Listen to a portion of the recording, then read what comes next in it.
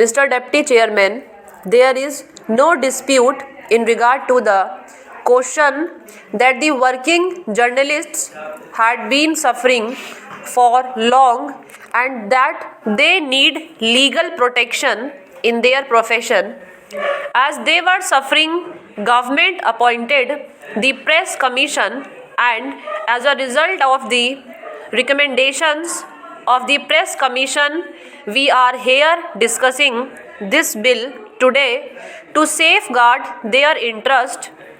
Now, our aim is to protect them from their employers. This bill gives them protection under the Industrial Disputes Act. As the operation for so many years of this act was in the hands of the Labour Department or the Labour Ministry, that department and that ministry are fully aware how it should be operated, as there have been lot of difficulties and lot of differences of opinion between one court in one state and the other court in the other state in regard to one item and one interpretation. The interpretation is required to be incorporated in this bill as to what is meant by a workman. The Industrial Disputes Act has given the definition of the term workman, but it has been interpreted by different courts in different states in different ways. Now again, we are dealing with two parties, and one party is the employer. In the definition of the employer also, we do not find if we can properly put the directors or the managers as the employers. Now, this bill has tried to exclude certain staff and certain people doing certain jobs.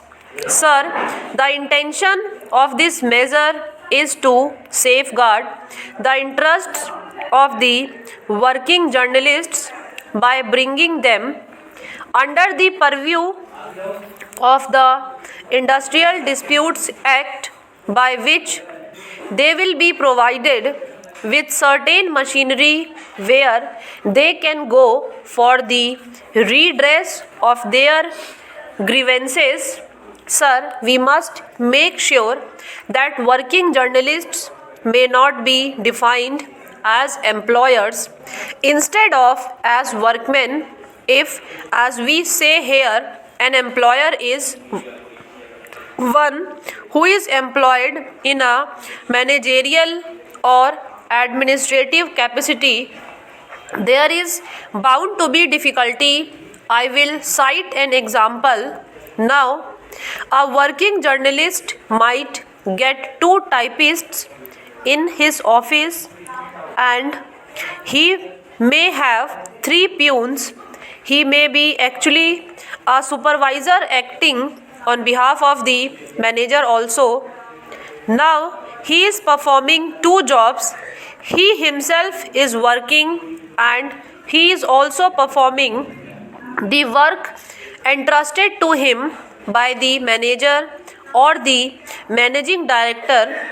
If such a person has got any grievance, he got to this machinery that is to be appointed under this bill, and he is entitled to get relief. But as he is partially employed as manager, he may be denied that right. Therefore, I am afraid that whatever we may try to do, we must be very specific in this matter. I think we should say that the working journalist means a person whose principal avocation is that of a journalist, etc., etc. And then they are also termed as workmen under the Industrial Disputes Act.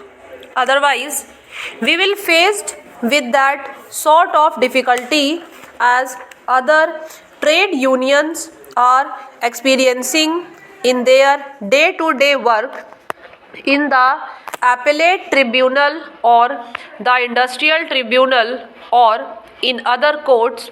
I hope that the minister in charge of this bill will consult the labor minister, who is an expert in this matter, as to how to safeguard really the interests of these people by putting a proper definition for the working journalists.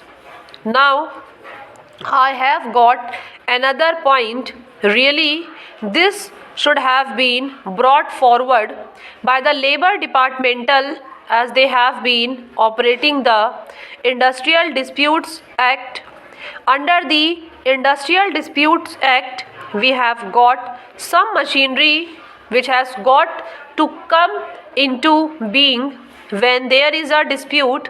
Now, under the existing Industrial Dispute Act, the appropriate government has got to order in writing to this machinery, as the working journalists are spread over throughout the country.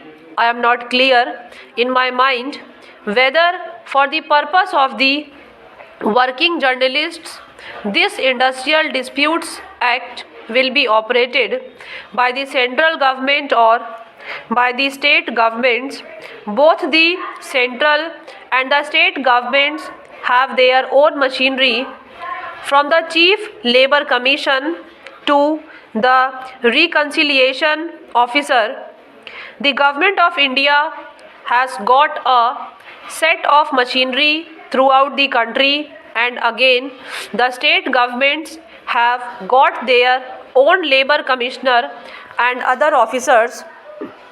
I want that also must be specifically provided in this bill, as to whether they have got to go to the central government or to the state governments for the redress of their grievances.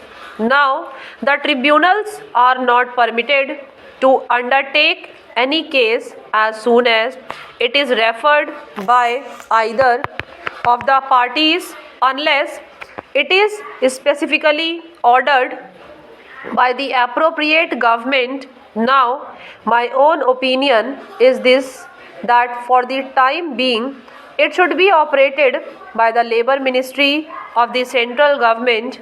Neither the Information and Broadcasting Ministry nor the state governments should operate this, because it is a new thing incorporated by the central government, and the Government of India knows what for they are coming forward with this piece of legislation. I want that the Information Ministry should hand over this business to the Labour Ministry, which should operate this through its own machinery. Sir, anyone who knows anything of journalism in this country will become the protection that this bill gives to working journalists. There is no doubt that their present lot is a hard one, and that it is difficult sometimes, even for the best of them, to discharge their duties honestly. But the remarks made by the honorable friend make me anxious to understand the scope of the bill. My honorable friend spoke of the protection given to editors who expressed their views freely, even though they may be the profiteers of their papers. Sir, is it really the object of the bill to make the working journalists to decide the policy of the paper to which they are now attached?